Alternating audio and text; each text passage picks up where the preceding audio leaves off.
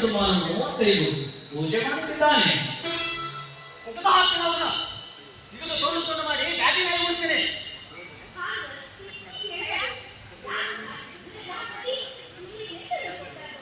ಅಪ್ಪಣ ಈ ಸೊಕ್ಕಿನ ಮಕ್ಕಳನ್ನ ತಲೆ ಮೇಲೆ ಏರಿಸಿದ್ದಾನ.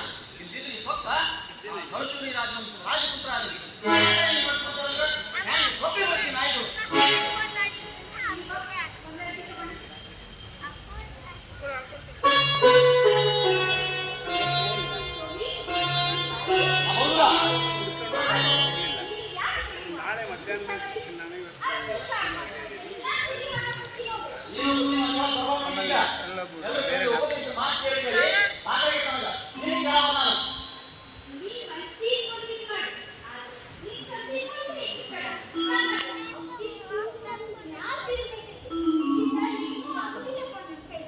ಆ ಬಸವಣ್ಣ ನಮ್ಮ ಭಂಡಾರ ಸುರಿಯಾಕಂತ ನಿಂತಾನ. ಅವ ಏನಿಲ್ಲ 30,000 ಗದ್ದೆ ನೆಗಬೇಕೇನ. ಆ ನೆಟ್ಟ ಕಿಚಕಿರಿ ಅಂತ ಐತಿ. ಇಷ್ಟಿದ್ರು ಅವನ ಭಂಡಾರ ಒಕ್ಕ ಸುದ ಬರ್ತಾನೆ. ಅವನ್ನ ಪೂರ ಹಾಳು ಮಾಡಿದ್ದಾನವ. ನೀನು ಆಟ ನೀ ಮನಸ್ಸು ಮಾಡಿದ್ರೆ ಇಷ್ಟಕ್ಕೆ ಏನೇನಾಗಿರ್ಲಿಕ್ಕಿಲ್ಲ. ನೀನು ಸೌತಿ ಹುಡುಗರೆಲ್ಲ 18 ತುಂಬೋ ವೇಳಕ್ಕೆ ಮಹಾಮಂಡಲೇಶ್ವರ ಕೂತಿದ್ರು. ಅವರಿಗೆ ರಾಜ, ನೀನು ಹೊಯ್ಸಳ ವಂಶದ ರಾಜಕಣ್ಣಿ, ಬಿಜ್ಜಳನ ಪ್ರೀತಿ ರಾಣಿ. ನಿನ್ನ ಮಗ ನಿನ್ನ ನನ್ನ ಕೈಗೆ ಏನೈತಿ ಗಣಗಣ ಗಂಟೆ.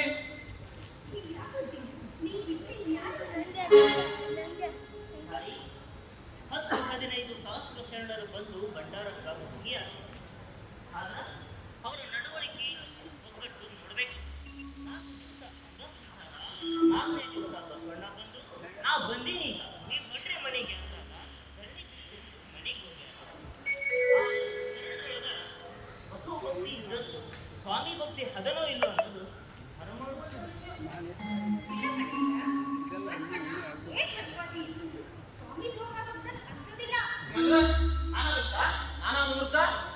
ಮುಖ್ಯ ವಿಷಯ. ಯುವರಾಜರು ಭಂಡಾರದ ಕೀಲಿ ತಪ್ಪಿಸ್ತಾರ ಎಂಬ ವಾಕ್ಯ ಅಷ್ಟು ವೇಗವಾಗಿ ಶರಣರ ಕೀಲಿ ತನಕ ಹ್ಯಾಂಗ್ ತಪ್ಪಿತು.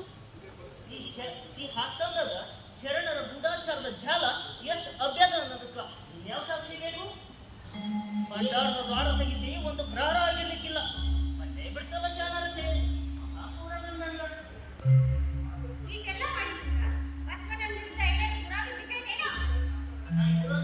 ಆರಂಭಕ್ಕೆ ಹೇಳಿದ್ದೆ ತಾಯಿ, ಈ ಉಪಾಧ್ಯಾಯ ಬ್ಯಾಡ.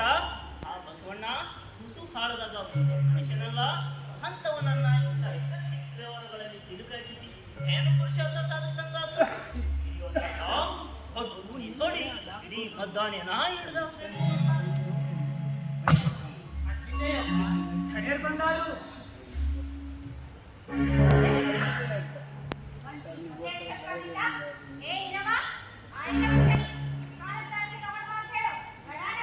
ಅದೆಲ್ಲ ಏನು ಬ್ಯಾಡ ಅಂದಾರಿ. ಅವ್ರ ಅರಮನೆ ಒಳಗ್ ಬಂದಾರ್ರಿ. ನೆಟ್ಟಿಗೆ ಲೇವರಾಗತ್ತಾರಿ. ಸಣ್ಣ ದಣಿಯರು ಇಲ್ಲೇ ಇರ್ಬೇಕಂತ್ರಿ. ನಾವು ಹೋಗಬೇಕು. ನೋಡಿ ನನ್ನ ಮನೆಯಲ್ಲಿ ಹೆಂಗ್ ನಡೆಸ್ಕೊಂಡ್ರೆ ಹಳೆ ನಾಯಿ ಆಗ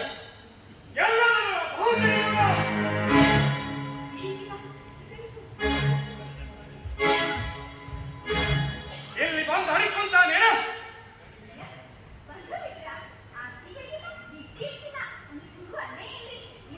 ನೀನು ಈರವ ಪಾರವ ಎಲ್ಲ ಹಾಳಾಗೋದು.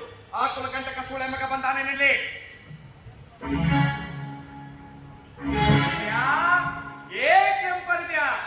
ಹೆಂಗಸರು ಬಿಡಕ ಅಂಟ್ಕೊಂಡ್ ಕೊಡಕ ನಾಚಿಕೆ ಅನ್ಸಿದಿಲ್ಲ. ಏನಾದ್ರು ಪ್ರಸಂಗ ಮಾಡ್ದಿನ ಇಲ್ಲ ನಾಳಕ ನಿನಗ ಭಂಡಾರಕ್ಕ ಕೈ ಹಚ್ಚಕ ಯಾರು ಒಪ್ಪಿ ಕೊಟ್ಟಿದ್ರು?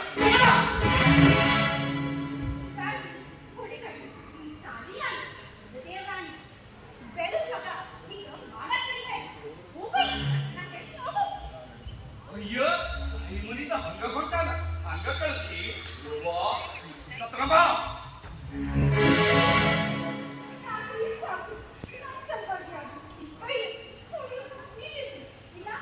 ಇಲ್ಲ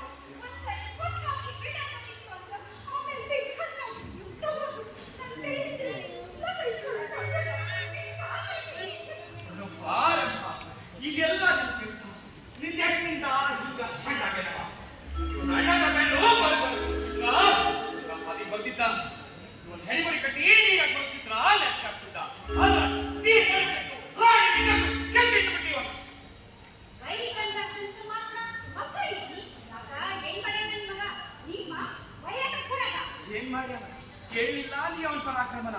ಬಸವಣ್ಣ ಊರಾಗಿದ್ದ ಬ್ಯಾಳಕ್ಕ ವಿಚಾರಣೆ ಶುರು ಮಾಡಬಾರ್ದಿತ್ತು, ಮಾಡಿಸಿದ. ಅದ್ರ ಮ್ಯಾಗ ಹೆದರಿ ಓಡಿ ಹೊಟ್ಟೆ 15,000 ಮಂದಿ ಕಣ್ಣೆದುರಿಗೆ ಬಸವಣ್ಣ ಇವನ ಕೈ ಹಿಡಿದು ಒಳ ಕರ್ಕೊಂಡು ಹೋಗಿ ಇಲ್ಲಿ ಹತ್ಸೆನ ನಾ ವಿಜಯಾತ್ರೆ ಮುಗಿಸಿ ದಣಿದು ಹಣ್ಣಾಗಿ ಒಬ್ಬರೇ ಅಕ್ಷಿ ಭಾಗದಲ್ಲಿ ಯಾವ ದಿಕ್ಕಿ ಬಿಗ್ ಬೀಳ್ಬೇಕು. ಒಂದು ದಿವಸ ಆತ್ರಿ ಬಸವಣ್ಣ ಯುವರಾಜರ್ನ ಕಾರಾಗಾರ ಕುಡ್ಸ್ಕೊಂಡಿದ್ದ ಅಂತ.